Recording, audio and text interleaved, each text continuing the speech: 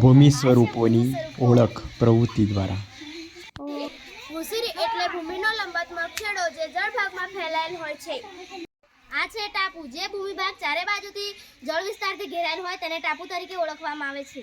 આ છે સહયોગી ભૂમિ. બે જળ વિસ્તારને અલગ કરતી સાંકડી ભૂમિ પટ્ટીને સહયોગી ભૂમિ કહે છે.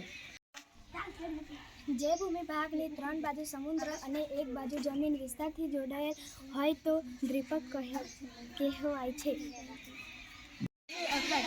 જ્યારે કોઈ જળ વિસ્તાર 3 બાજુથી ભૂમિથી ઘેરાયેલ હોય તેને અખાત કહેવાય છે. ઉદાહરણ તરીકે દાતારનો અખાત અને કચ્છનો અખાત.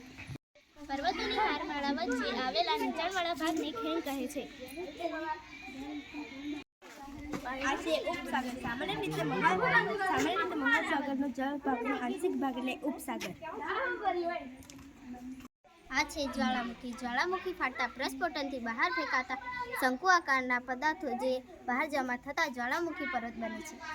બે જળ વિસ્તારને જોડતી સાંકડી પટ્ટીને સામુદ્રધુની કહે છે. ઉદાહરણ તરીકે ભારત અને શ્રીલંકા વચ્ચે આવેલી પાલ્કની સામુદ્રધુની.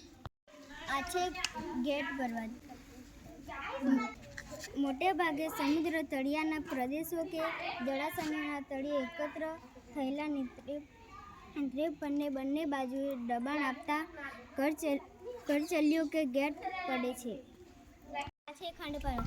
ભૂંગભીગ બળોના લીધે બે ભૂમિસ્તારો વિસ્તાર પર ખેંચાણ બળ લાગે છે ત્યારે તેમાં તિરાડ કે ફાટ પડે છે. આથી આજુબાજુનો ભાગ બેસી જાય, વચ્ચેનો ભાગ સ્થિર રહે તો તે ખંડ પર્વત અને નીચે બેસી જતા ભાગોમાં ફાટખીણ રચાય છે. આ છે મેદાન. સમુદ્ર સપાટીથી 180 મીટરથી ઓછી ઊંચાઈએ આવેલા સમતલ કે સપાટ ભૂમિભાગને મેદાન તરીકે ઓળખવામાં આવે છે.